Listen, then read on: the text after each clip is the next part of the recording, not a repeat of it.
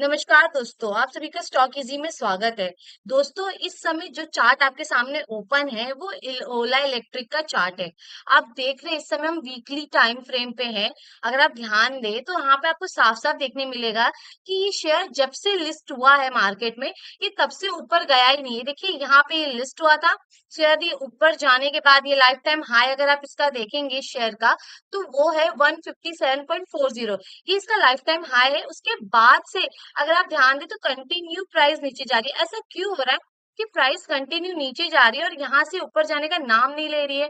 तो आप समझ लीजिए जब चार्ट ऐसे परफॉर्मेंस दिखा रहा हो तो कहीं ना कहीं प्रॉब्लम इसके फंडामेंटल्स में होते हैं। और जब भी आपको ऐसे चार्ट दिखे तो आप समझ जाइए इसके फंडामेंटल में बहुत बड़ी प्रॉब्लम चल रही है, या तो इसके फंडामेंटल्स यहाँ पे क्वालिटी वाले नहीं है, कंपनी अच्छे से परफॉर्म नहीं कर पा रही हो। ये सारी वजह से यहाँ पे आपको चार्ट ये चीज दिखा रहा है, क्योंकि जो चीज इसके फंडामेंटल्स होते हैं वही चार्ट पे दिखाया जाता है। अगर इसके फंडामेंटल स्ट्रांग होते तो अभी तक चार्ट में जो प्राइस देख रहे हो ये बहुत ऊपर चला गया था। ये यहाँ पे जो इसका लाइफ टाइम हाई देख रहे हो यहाँ पे, ये यहाँ से भी ऊपर आपको देखने को मिलता है। आप इसको खरीद नहीं पाते इस ओला इलेक्ट्रिक शेयर को। लेकिन बात ये है कि इसके फंडामेंटल्स में जरूर कोई दिक्कत है जिसकी वजह से आज इसकी ये कंडीशन हो रखी है। आप देखिए कंटिन्यू अगर आप देखेंगे, देखो नया लो बनाते जा रहा है। अभी यहाँ पे रिसेंट में से ये जो लो बनाया है, इसके बाद अगर इसने यहाँ पे ये जो इसके आप देख रहे हो रेसिस्टेंस, ये रेसिस्टेंस बन गया है कहीं ना कहीं। अगर रेसिस्टेंस के ऊपर ये अच्छे से यहाँ पे ट्रेड कर जाता है, यहाँ पे रुक जाता है, तो ये ऊपर जाने की यहाँ पे कोशिश कर सकता है। लेकिन यहाँ पे कुछ और चीज है, जैसे कि कंपनी अगर आप चार्ट को देखेंगे ना, हर मोड़ पे बस इसको यहाँ पे रेसिस्टेंस देखने को मिलेगा। तो प्राइस का इतना जल्दी ऊपर जाना पॉसिबल नहीं है। ऊपर जाते जाते भी उसको बहुत सारे रेसिस्टेंस को यहाँ पे फेस करना पड़ेगा। और ऊपर जाने के लिए भी फंडामेंटल स्ट्रांग होने चाहिए। जैसे कि अगर आप ओला इलेक्ट्रिसिटी को देखें तो 2025 से क्या चलता आ रहा है, आपने भी काफी सारी चीजें सुनी होगी कि बहुत सारे लोग सोशल मीडिया पे आके कंप्लेन कर रहे थे, बहुत सारे कस्टमर सर्विस के लिए वेट कर रहे थे, यानी उनको जो रिपेयर कराना है या फिर रिप्लेस कराने हैं अपने उनके जो बाइक के जो उनके पार्ट्स थे, स्कूटर के, उसके लिए उनको काफी टाइम वहां पे वेट करना पड़ रहा था। और यहाँ पे बहुत सारी चीजें थी, जैसे कि इनकी सेल्स कंटिन्यू गिरी जा रही है, जिसकी वजह से उनका स्टॉक प्राइस आपने अभी देखा, स्टॉक प्राइस भी कंटिन्यू गिरा जा रहा था। तो बहुत से लोगों का कहना था कि ये जो इन्होंने लाया है बिजनेस ये फेल हो चुका है। लेकिन मैनेजमेंट यहाँ पे कुछ और ही बोल रही थी। वो बोल रही थी यहाँ पे डिमांड जो है, डिमांड की प्रॉब्लम एक भी नहीं है यहाँ पर। वो बोल रहे हैं यहाँ पे डिमांड की प्रॉब्लम ही नहीं है, मतलब डिमांड आ रही है, लेकिन यहाँ प्रॉब्लम है एग्जीक्यूशन का। वो यहाँ पे एग्जीक्यूट करने में थोड़ा वहां पे उनसे प्रॉब्लम हो रही थी। वो ठीक से एग्जीक्यूट चीजें नहीं कर पा रहे थे। तब मैनेजमेंट ने क्या कहा कि जो 2026 है हमारा, ज्यादातर हम ये टाइम यहाँ स्पेंड कर रहे हैं कि हमारा जो इंटरनल जो प्रॉब्लम्स है हम उसको सॉल्व करेंगे, हम उसको सुधारेंगे। यानी कि हम अपने घर की पूरी तरह अच्छे से सफाई करेंगे। जैसे कि उन्होंने की भी उनकी जो इश्यूज थे उसको उन्होंने यहाँ पे क्लियर किया। जैसे कि यहाँ पे क्या क्या इश्यूज थे, अगर जो जो कस्टमर है, जैसे उन्होंने अपना प्रोडक्ट सेल किया है जिस कस्टमर को, तो उसमें ऐसी प्रॉब्लम आ रही थी कस्टमर को कि उसे रिटर्न आना पड़ रहा था अपने स्कूटर्स लेके। तो उसमें क्या हो रहा था, या तो उसको रिपेयर कराना है, स्पेयर पार्ट चेंज कराने, या फिर उसको रिप्लेसमेंट चाहिए। तो इसकी वजह से क्या हो रहा था, कंपनी पूरे टाइम बस यही करती रह गई। यहाँ पे उनको इतनी कंप्लेंट्स आई कि उनको बस रिप्लेस करने में प्रोडक्ट के जो थे प्रॉब्लम्स, उसमें उनके 500 करोड़ से भी ज्यादा यहाँ पे पैसे खर्च हुए हैं। मतलब उन्हें अपने पैसे यहाँ पे जलाने पड़े 2025 में। यहाँ पे उनको बहुत सारी चीजें फेस करनी पड़ी, जिस सर्विस के लिए यहाँ पे कस्टमर को बहुत वेट करना पड़ा था, ये इश्यूज भी उन्होंने सॉल्व करी है। तो यहाँ पे जो मैनेजमेंट है वो बोल रहे हैं कि ये सारी प्रॉब्लम्स हमने सॉल्व कर ली है और धीरे धीरे हम और अच्छा कर रहे हैं और हम अपना रेवेन्यू भी बढ़ाएंगे। अब वो ये बोल रहे हैं, अगर आप देखेंगे रिसेंट में उनका कॉन कॉल हुआ है ये, अगर आप ध्यान दें, यहाँ नीचे आएंगे स्क्रिप्ट में, यहाँ पे मैनेजमेंट बोल रही है कि वो हर महीने यहाँ पर 20,000 से लेके 25,000 प्लस यहाँ पे वो अपने व्हीकल को सेल करेंगे। ये बहुत बड़ी बात होती है कि वो ऐसा कुछ करने वाले हैं, जो कि एक बहुत बड़ी मतलब वो बोल रही इस चीज से हमारा सेल और बढ़ जाएगा। अगर आप देखें, हम थोड़े इनके नंबर्स पे भी नजर देंगे। ये देखिए, अगर आप इनका मार्केट कैपिटल देखेंगे तो कितना है इस समय, 21,170। और यहाँ पे आपको स्टॉक का पी नहीं दिखेगा, ऐसा क्यों हो रहा है? इनका स्टॉक का पी इसलिए नहीं दिख रहा है यहाँ पे क्योंकि कंपनी ने अभी मुनाफा बुक नहीं किया है, वो अभी तक यहाँ पे नेगेटिव में ही है। अगर आप इसकी रिटर्न ऑन कैपिटल एम्प्लॉयड देखेंगे तो भी नेगेटिव है, इनकी सेल्स ग्रोथ भी नेगेटिव है, इनका ईपीएस भी नेगेटिव है। इनके पास डेट इस समय 2,763 करोड़ का इनका यहाँ पे डेट है। अगर आप थोड़ा इनके प्रॉफिट एंड लॉस पे जाके देखेंगे तो यहाँ पे इनकी सेल्स आपके आंखों के सामने है। देखिए मार्च 2026 में इनकी सेल कितनी हुई है, 2,253 करोड़ का। और आप साफ साफ देख सकते हैं कि 2024 से इनकी सेल ये गिर चुकी है। यहाँ पे इनकी सेल आपको गिरती हुई दिख रही है, इनकी सेल गिर गई है। अगर आप देखेंगे तो इनकी जो ऑपरेटिंग प्रॉफिट है वो भी नेगेटिव में है। अब आप ये बोलेंगे कि 2026 में तो कम लॉस है क्योंकि इन्होंने सेल भी तो कम की है, इसलिए तो इनका ऑपरेटिंग प्रॉफिट जो नेगेटिव में इसलिए कम में है। लेकिन अगर आप ध्यान देंगे तो कंपनी ने अपना अदर इनकम अच्छे से मेंटेन कर रखा हुआ है, जिसके वजह से नीचे जो इनका बॉटम लाइन है उतना नेगेटिव में नहीं दिख रहा है। लेकिन अगर अदर इनकम से ही प्रॉफिट आना है तो कोर बिजनेस का क्या मतलब है? इसलिए हमें कोर जो इनका अदर इनकम है ना वो इग्नोर कर देना चाहिए।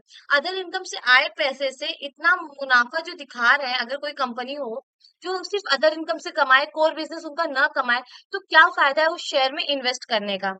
देखिए हम ये नहीं कह रहे स्टॉक बहुत बुरा है या कंपनी बहुत बुरी है, क्योंकि यहाँ पे जिस तरह अगर आप इनके कॉन कॉल को जाके रीड करेंगे तो आपको समझ में आएगा कि मैनेजमेंट इस समय काफी ज्यादा कॉन्फिडेंट है। वो बोल रहा है हम आगे जाके अच्छी सेल्स यहाँ पे जनरेट करेंगे, हम अपनी सारी चीजों को धीरे धीरे इम्प्रूव कर रहे हैं।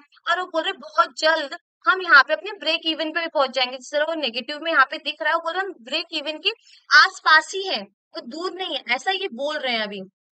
लेकिन देखिए बोलने और एग्जीक्यूट करने में बहुत बड़ा अंतर होता है।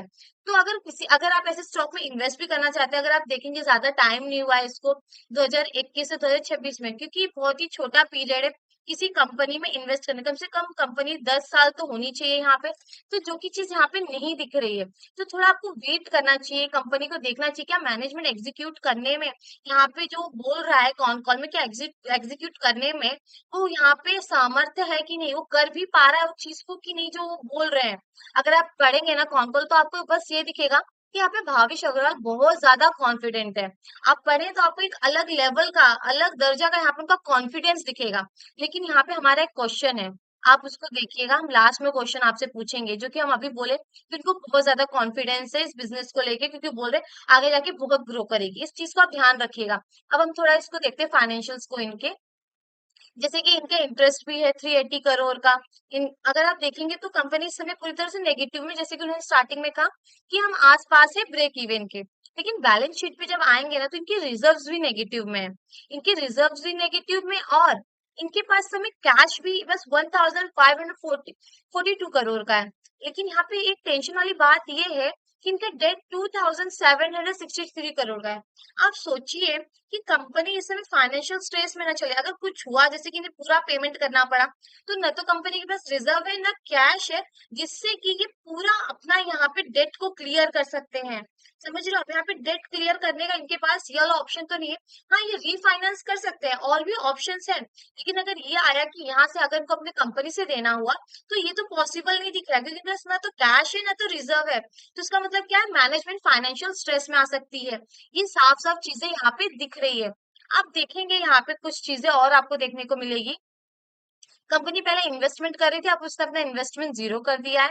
अब कंपनी बोल रही है हमें अपनी ज्यादा कैश यहाँ पे चलाने की जरूरत नहीं पड़ेगी। जैसे कि उन्होंने कहा कि जो उनका जो कैश था कहाँ जा रहा था, कि जो कस्टमर आ रहे थे अपने, जो उनका प्रोडक्ट था, व्हीकल था, जिसको वो रिप्लेस कर रहे थे, जिसमें से उनके जो पार्ट्स थे, तो क्या हो रहा था उसमें उनका पैसा बहुत चला गया। जैसे हमने स्टार्टिंग में बात किया, अप्रोक्स 500 करोड़ इतना उनका चला गया था, बहुत ज्यादा, जो कि बहुत ज्यादा अब कम हो गया।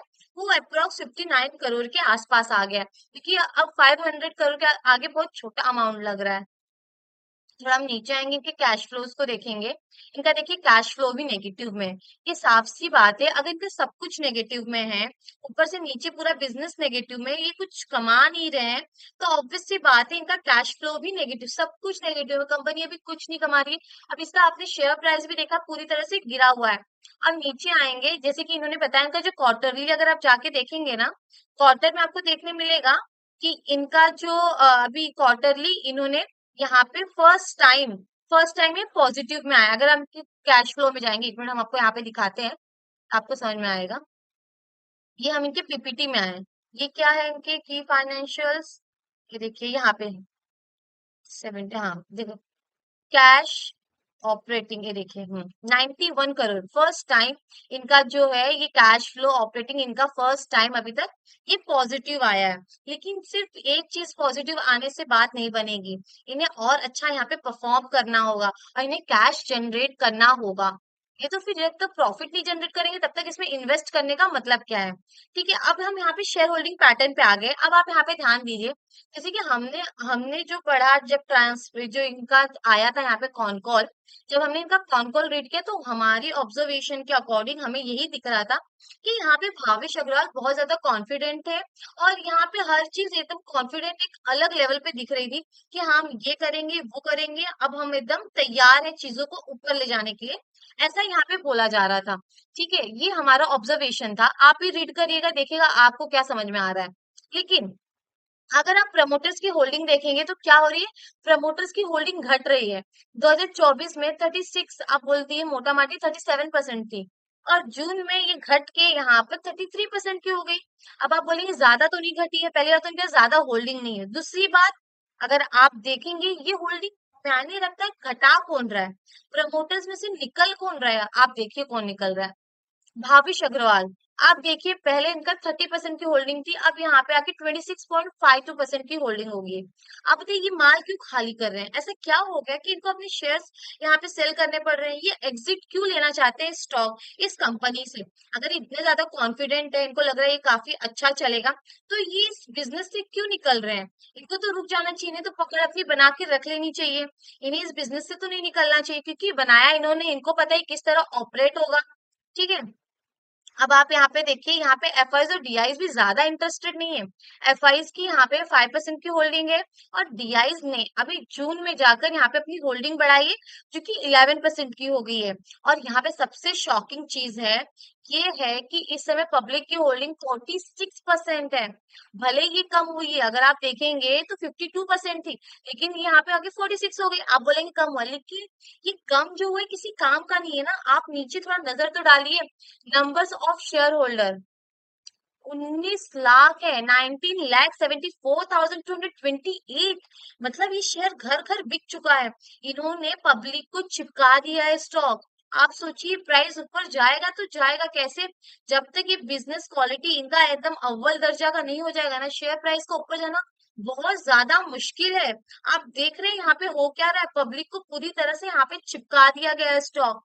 19 लाख रिटेलर्स इसमें ट्रैप हो गए। आप बोलते हैं कि कैसे फंसते हैं स्टॉक में, कैसे ऐसे ही फंसते हैं। आप ऐसे नहीं फंसेंगे तो कैसे फंसेंगे। ओला जैसे ही लिस्ट हुआ, लोगों ने पहले तो लोगों ने आईपीओ में लगाया होगा, दूसरा लोगों ने लिस्ट होने के बाद भी उसके अंदर जरूर लगाया होगा, जिसकी वजह से आप देख रहे कंडीशन क्या है। 19 लाख लोग इसके अंदर फंसे हैं। आप इसको छोड़े, 19 हम क्यों बोल रहे हैं, पूरे 20 लाख बोल देते हैं। 20 लाख लोग इसके अंदर फंसे हुए हैं। आपको नहीं लगता ये घर घर जाके लोगों को इन्होंने स्टॉक बेच दिया है।